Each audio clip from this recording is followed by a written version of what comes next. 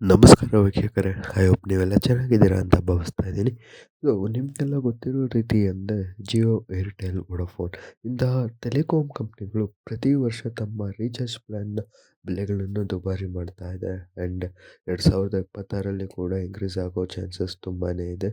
So ಈ 2026ರಲ್ಲಿ ನಿಮಗೆ ಯಾವ ಪ್ಲ್ಯಾನ್ ಕಡಿಮೆಯಾಗಿರುವಂಥದ್ದು, ವೈಫೈ ಬೆಟರಾ ಅಥವಾ ಸಿಮ್ ಕಾರ್ಡ್ ಬೆಟರಾ? ಈ ಕಂಪ್ಯಾರಿಸನ್ನ ಈ ವಿಡಿಯೋದಲ್ಲಿ ಮಾಡ್ತಾ ಇದ್ದೀವಿ.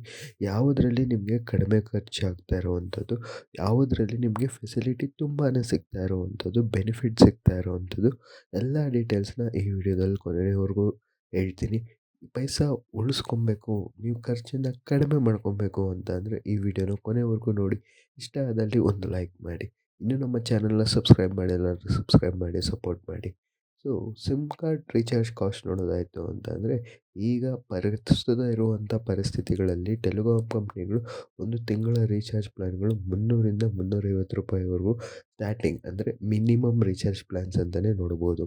ಉದಾಹರಣೆಗೆ ಜಿಯೋ ಮತ್ತು ಏರ್ಟೆಲ್ ನೋಡೋದಾಯಿತು ಅಂದರೆ 350 ರೂಪಾಯಿ ಪ್ಲ್ಯಾನಲ್ಲಿ ಅನ್ಲಿಮಿಟೆಡ್ ಕಾಲಿಂಗ್ ಕೊಡ್ತಾರೆ, ಅನ್ಲಿಮಿಟೆಡ್ 5G ಡೇಟಾ ಕೊಡ್ತಾರೆ, ಆದರೆ ಒಂದು ತಿಂಗಳ ವ್ಯಾಲಿಡಿಟಿ ಕೊಡ್ತಾ ಇರುವಂಥದ್ದು.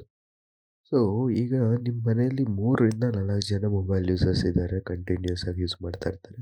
ಒಂದು ತಿಂಗಳಿಗೆ ಮಿನಿಮಮ್ ಅವ್ರು 300 ರೂಪಾಯಿ ರೀಚಾರ್ಜ್ ಮಾಡಿಕೊಂಡ್ರು ಕೂಡ 900 ರೂಪಾಯಿ ಅಥವಾ 350 ಮಾಡಿಸಿದ್ರೆ 950 ರೂಪಾಯಿ ರೀಚಾರ್ಜ್ ಪ್ಲ್ಯಾನ್ ಇನ್ಕ್ರೀಸ್ ಆಗ್ತಾ ಇರುವಂಥದ್ದು. ಮತ್ತು ಈ ರೀಚಾರ್ಜ್ ಬೆಲೆ ಪ್ರತಿ ತಿಂಗಳಿಗೆ ಇರುವಂಥದ್ದು. ಇದು ಇಲ್ಲಿಗೆ ಸ್ಟಾಪ್ ಆಗೋಲ್ಲ. ಯಾಕೆ ಅಂತ ಅಂದರೆ ಪ್ರತಿ ವರ್ಷ ರೀಚಾರ್ಜ್ ಬೆಲೆ ವೇರಿಯೇಷನ್ಸ್ ಆಗ್ತಾ ಇರುತ್ತೆ ಆ್ಯಂಡ್ ಇನ್ಕ್ರೀಸ್ ಆಗ್ತಾ ಹೋಗ್ತಾ ಇರುತ್ತೆ. ಸೊ ಮುಂದೆ ಹೋಯಿತು ಅಂದರೆ ನಿಮಗೆ ಪ್ರತಿ ತಿಂಗಳು ಖರ್ಚು ಕರೆನ್ಸಿಗೆ ಅಥವಾ ಮೊಬೈಲ್ ಖರ್ಚನ್ನೇ ತುಂಬ ಬೀಳ್ತಾ ಇರುವಂಥದ್ದು.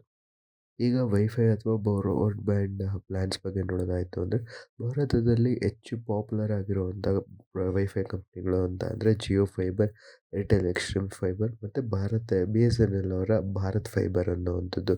ಇವತ್ತಿನ ದಿನಗಳಲ್ಲಿ ಹೆಚ್ಚು ಮನೆಗಳಲ್ಲಿ ವೈಫೈ ತುಂಬಾ ಬಳಕೆ ಮಾಡ್ತಾ ಇರುವಂಥದ್ದು. ಸೊ ಮಂತ್ಲಿ ಪ್ಲ್ಯಾನ್ನ ಕಾಸ್ಟ್ ನೋಡೋದಾಯಿತು ಅಂದರೆ 400 ರೂಪಾಯಿಂದ 600 ರೂಪಾಯಿ ಆಗ್ತಾ ಇರುವಂಥದ್ದು. ನಿಮಗೆ ಸ್ಪೀಡ್ ವೇರಿಯೇಷನ್ಸ್ ನೋಡೋದಾಯಿತು ಅಂದರೆ ಮಿನಿಮಮ್ ಆಗಿರೋದ್ರಿಂದ ಪ್ಲ್ಯಾನ್ ಕಾಸ್ಟು ನಿಮಗೆ ಮಿನಿಮಮ್ ಅಂದರೂ 30-40 MB/s per minute per second ಸಿಗ್ತಾ ಇರುವಂಥದ್ದು. ಡೇಟಾ ಅನ್ಲಿಮಿಟೆಡ್ ಇರುತ್ತೆ. ಆದರೆ ಒಂದೇ ವೈಫೈಗೆ ನಿಮ್ಮ ಮನೆಯಲ್ಲಿ 15ರಿಂದ 30 ಜನ ಕೂಡ ಕನೆಕ್ಟ್ ಆಗ್ಬೋದು. ಆದರೆ ಹೆಚ್ಚು ಜನ ಕನೆಕ್ಟ್ ಆದಷ್ಟು ಸ್ಪೀಡ್ ಸ್ವಲ್ಪ ಕಡಿಮೆ ಆಗ್ಬೋದು. ಆದರೆ ಡೇಟಾ ಬೆನಿಫಿಟ್ಸ್ ತುಂಬಾ ಬರುವಂಥದ್ದು. ತಿಂಗಳ ಖರ್ಚು ತುಂಬಾ ಕಡಿಮೆ ಆಗ್ತಾ ಇರುವಂಥದ್ದು. ಈಗ ಕಂಪ್ಯಾರಿಸನ್ ನೋಡೋದಾಯಿತು ಅಂದರೆ, ನೀವು 4 ಜನ ಯೂಸರ್ಸ್ಗೆ ಸಿಮ್ ರೀಚಾರ್ಜ್ ಮಾಡಿಸಿದ್ರೆ ತಿಂಗ್ಳಿಗೆ 900ರಿಂದ 950 ರೂಪಾಯಿ ಪರ್ ತಿಂಗಳು ಸಿಗ್ತಾ ಇರೋವಂಥದ್ದು. ಅದೇ ನೀವು 4-5 ಜನ ವೈಫೈ ಬಳಸಿದ್ರೆ 400ರಿಂದ 600, 4-5 ಜನ ಅಲ್ಲ, ನೀವು 10ರಿಂದ 20 ಜನ ಬಳಸಿದ್ರು ಕೂಡ ಸೇಮ್ 400ರಿಂದ 600 ರೂಪಾಯಿ ಪ್ರತಿ ತಿಂಗಳು ಆಗ್ತಾ ಇರುವಂಥದ್ದು. ಆ್ಯಂಡ್ ಇನ್ನೊಂದೇನು ಬೆನಿಫಿಟ್ ಅಂದರೆ, ವೈಫೈ ನೀವು ಚೂಸ್ ಮಾಡೋದ್ರಿಂದ ಎಷ್ಟೋ ವೈಫೈ ಪ್ಲ್ಯಾನ್ಗಳಲ್ಲಿ OTT ಆ್ಯಪ್ ಸಬ್ಸ್ಕ್ರಿಪ್ಷನ್ ಕೂಡ ಸಿಗ್ತಾ ಇರುವಂಥದ್ದು. ಆದರೆ ಸಿಮ್ ರೀಚಾರ್ಜ್‌ನಲ್ಲಿ ಆ ಥರ ಸಿಗ್ತಾ ಇರಲ್ಲ. ಸಿಮ್ ರೀಚಾರ್ಜ್‌ಗೆ OTT ಸಬ್ಸ್ಕ್ರಿಪ್ಷನ್ ಕೊಡ್ತಾರೆ, ಆದರೆ ಎಕ್ಸ್ಟ್ರಾ ಅಮೌಂಟ್ ಕಟ್ಟಬೇಕಾಗತ್ತೆ. ಸೊ ಈ ವೈಫೈ ಯಾರ್ಯಾರಿಗಪ್ಪ ಬೆಸ್ಟು ಅಂದರೆ, ಆನ್ಲೈನ್ ಕ್ಲಾಸಸ್ ನೋಡೋರು ಮತ್ತು ಮಾಡೋರು, ವರ್ಕ್ ಫ್ರಮ್ ಹೋಮ್ ಮಾಡೋರು, ಹೆವಿಯಾಗಿ ಇಂಟರ್ನೆಟ್ ಯಾರ್ಯಾರು ಯೂಸ್ ಮಾಡ್ತಾರೆ ನೋಡಿರಿ, ಅವರಿಗೆ ವೈಫೈ ಬೆಸ್ಟ್ ಆಗಿರುವಂಥದ್ದು. ಆದರೆ ಇದರಲ್ಲೊಂದು ಲಿಮಿಟೇಷನ್ ಇದೆ.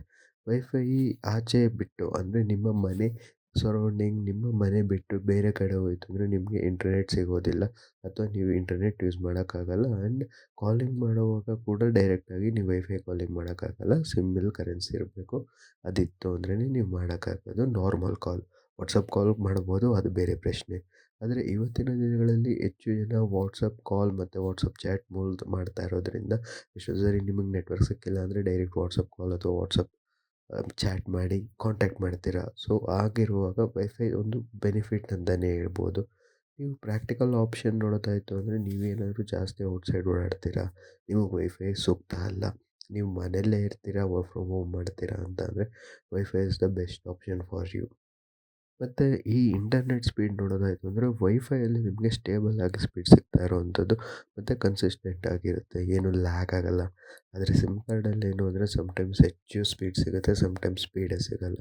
ಹಾಗಾಗಿ ನೋಡಿದ್ರೆ ಈ ವಾರಲ್ಲಿ ಸಿಮ್ ಕಾರ್ಡ್ ಮತ್ತು ವೈಫೈನ ವಾರಲ್ಲಿ ವೈಫೈ ಗೆಲ್ಲುತ್ತೆ. ಸೊ ನನ್ನ ಅಭಿಪ್ರಾಯದಲ್ಲಿ 2026ರಲ್ಲಿ ವೈಫೈ ನಿಮಗೆ ತುಂಬಾ ಬೆನಿಫಿಟ್ ಸಿಗ್ತಾ ಇರೋವಂಥದ್ದೇ ಅಂತಲೇ ಹೇಳ್ಬೋದು. ಮತ್ತು ಹೆಚ್ಚು ನೀವು ಅದರಿಂದ ಹಾಕೋ ಅಮೌಂಟಿಂದ ಒಳ್ಳೆ ಬೆನಿಫಿಟ್ ಕೂಡ ತೊಗೊಳ್ಳೋದು ವೈಫೈ ಮೂಲಕನೇ. ಸೊ ನಿಮ್ಮ ಒಪಿನಿಯನ್ ಏನು ಅಂತ ಕಮೆಂಟ್ ಮಾಡಿ. ವೈಫೈ ಬೆಟರಾ? ಸಿಮ್ ಬೆಟರಾ? ಅನ್ನೋದು ಕೂಡ ಕಮೆಂಟ್ ಸೆಕ್ಷನಲ್ಲಿ ಖಂಡಿತ ತಿಳಿಸಿ. ಐ ಹೋಪ್ ಈ ವಿಡಿಯೋ ನಿಮಗೆ ಇಷ್ಟ ಆಯಿತು ಅಂತ ಭಾವಿಸ್ತೀನಿ. ಇಷ್ಟ ಆದಲ್ಲಿ ಒಂದು ಲೈಕ್ ಮಾಡಿ. ಇನ್ನೂ ನಮ್ಮ ಚಾನಲ್‌ನ ಸಬ್ಸ್ಕ್ರೈಬ್ ಮಾಡಿಲ್ಲ ಅಂದರೆ ಸಬ್ಸ್ಕ್ರೈಬ್ ಮಾಡಿ ಸಪೋರ್ಟ್ ಮಾಡಿ. ವಿಡಿಯೋ ಇನ್ಫಾರ್ಮೇಟಿವ್ ಆಗಿ ಅನಿಸಿದ್ರೆ ನಿಮ್ಮ ಫ್ರೆಂಡ್ಸಿಗೆ ಸಹ ಶೇರ್ ಮಾಡೋದನ್ನು ಮರಿಬೇಡಿ. ಮುಂದಿನ ವಿಡಿಯೋದಲ್ಲಿ ಸಿಗೋಣ. ಧನ್ಯವಾದಗಳು.